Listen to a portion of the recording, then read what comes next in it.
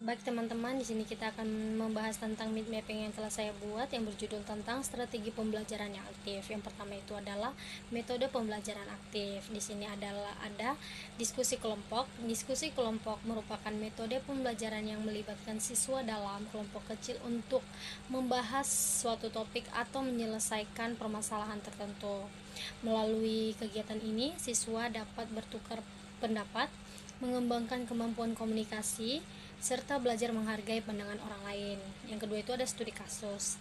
Studi kasus adalah metode pembelajaran yang menggunakan permasalahan nyata sebagai bahan analisis.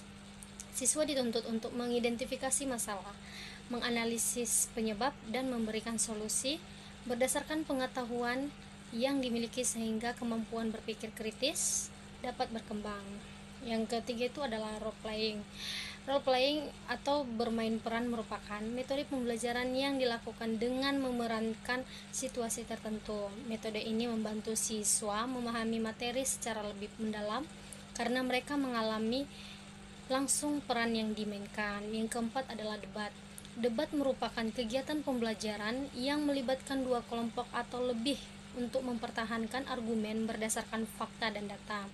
Metode ini dapat melatih kemampuan berpikir logis, komunikasi, serta keberanian dan menyampaikan pendapat. Dan yang terakhir itu adalah brainstorming.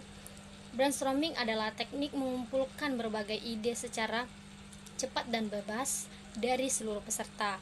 Metode ini bertujuan untuk mendorong kreativitas dan menghasilkan berbagai alternatif solusi terhadap suatu permasalahan. Baik, pembahasan yang kedua adalah pembelajaran kolaboratif. Yang pertama itu proyek tim. Proyek tim adalah kegiatan pembelajaran yang mengharuskan siswa bekerja sama dalam menyelesaikan tugas atau menghasilkan suatu produk. Melalui metode ini, siswa belajar bertanggung jawab dan mengembangkan keterampilan kerjasama. Yang kedua itu adalah pembelajaran teman sebaya. Pembelajaran teman sebaya merupakan metode di mana siswa saling membantu memahami materi pembelajaran. Siswa yang lebih memahami materi dapat menjelaskan kepada temannya sehingga proses belajar menjadi lebih aktif atau efektif.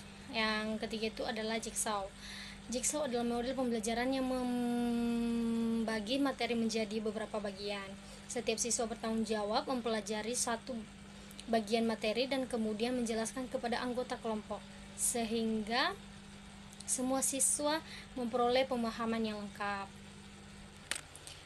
Dan yang keempat adalah think pair share. Di sini adalah dilakukan melalui 3 tahap, yaitu berpikir secara individu, berdiskusi dengan pasangan, dan membagi hasil diskusi kepada seluruh kelas. Metode ini mendorong partisipasi aktif seluruh siswa. Yang terakhir itu adalah cooperative learning. Cooperative learning adalah model pembelajaran yang menekankan kerja sama antar siswa dalam kelompok kecil untuk mencapai tujuan belajar bersama. Metode ini membantu meningkatkan kemampuan sosial dan akademik siswa.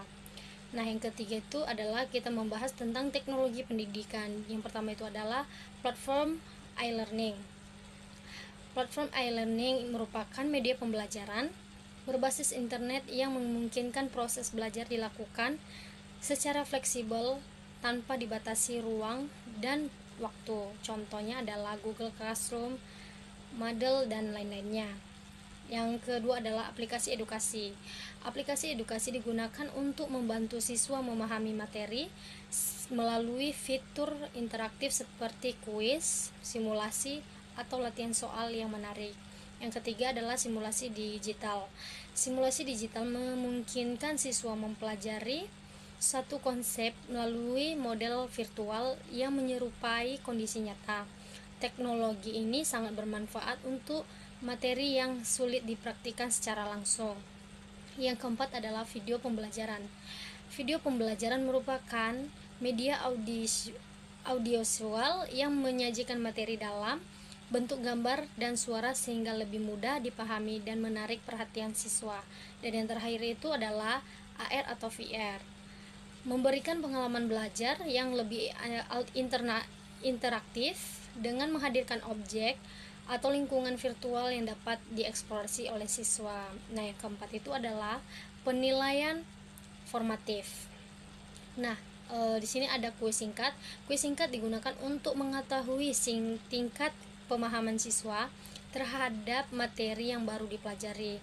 Hasil kuis dapat digunakan sebagai bahan evaluasi pembelajaran. Yang kedua adalah umpan balik berkala. Umpan balik berkala diberikan oleh guru untuk membantu siswa mengetahui kelebihan dan kekurangan dalam proses belajar sehingga dapat melakukan perbaikan secara berkelanjutan. Yang ketiga adalah observasi. Observasi dilakukan dengan mengamati aktivitas, sikap, dan keterampilan siswa selama proses pembelajaran berlangsung. Metode ini memberikan gambaran nyata tentang perkembangan siswa. Dan yang keempat itu adalah jurnal belajar. Jurnal belajar merupakan catatan refleksi yang dibuat siswa mengenai pengalaman, kesulitan, dan pemahaman yang diperoleh selama mengikuti pembelajaran. Dan yang terakhir itu adalah self assessment. Self assessment adalah proses penilaian diri yang dilakukan siswa terhadap kemampuan dan pencapaian belajar mereka sendiri untuk meningkatkan kesadaran dan tanggung jawab belajar.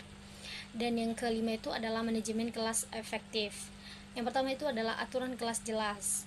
Aturan kelas yang jelas membantu menciptakan lingkungan belajar yang tertib dan kondusif. Siswa memahami perilaku yang diharapkan selama proses pembelajaran. Yang kedua adalah prosedur rutin. Prosedur rutin membantu siswa mengetahui langkah-langkah yang harus dilakukan dalam kegiatan belajar sehingga proses pembelajaran menjadi lebih teratur. Yang ketiga adalah pengelolaan waktu.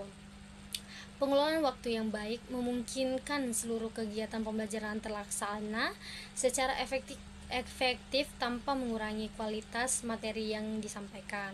Yang keempat adalah transisi lancar. Transisi yang lancar antara satu kegiatan dengan kegiatan lainnya membantu menjaga fokus siswa dan meminimalkan kegangguan selama pembelajaran. Dan yang terakhir itu adalah membangun relasi positif. Hubungan yang baik antara guru dan siswa dapat menciptakan suasana belajar yang nyaman, meningkatkan motivasi, dan mendukung keberhasilan pembelajaran. Dan yang keenam itu adalah pembelajaran berbasis proyek. Yang pertama itu adalah pertanyaan esensial. Pertanyaan esensial menjadi dasar pelaksanaan proyek dan mendorong siswa untuk berpikir kritis dalam mencari jawaban terhadap masalah yang diberikan. Yang kedua adalah produk autentik. Produk autentik merupakan hasil nyata dari proyek yang dapat digunakan untuk diterapkan dalam kehidupan sehari-hari sehingga pembelajaran menjadi lebih bermakna. Yang ketiga adalah inquiry terbuka. Inquiry terbuka memberikan kesempatan kepada siswa untuk melakukan penyelidikan atau menemukan pengetahuan secara mandiri melalui berbagai sumber informasi. Selanjutnya adalah kolaboratif tim. Kolaboratif tim meningkatkan siswa bekerja sama dalam merencanakan, melaksanakan, dan menyelesaikan proyek sehingga meningkatkan keterampilan sosial dan komunikasi. Dan yang terakhir adalah presentasi publik. Presentasi publik dilakukan untuk menyampaikan hasil proyek kepada orang lain sebagai bentuk pertanggungjawaban dan sarana melatih kemampuan berbicara di depan umum. Dan pembahasan yang ketujuh adalah motivasi dan engagement siswa. Yang pertama itu adalah tantangan relevan. Tantangan yang sesuai dengan kehidupan siswa dapat meningkatkan minat belajar karena materi terasa lebih dekat dan bermanfaat. Yang kedua itu adalah pilihan dan otonomi.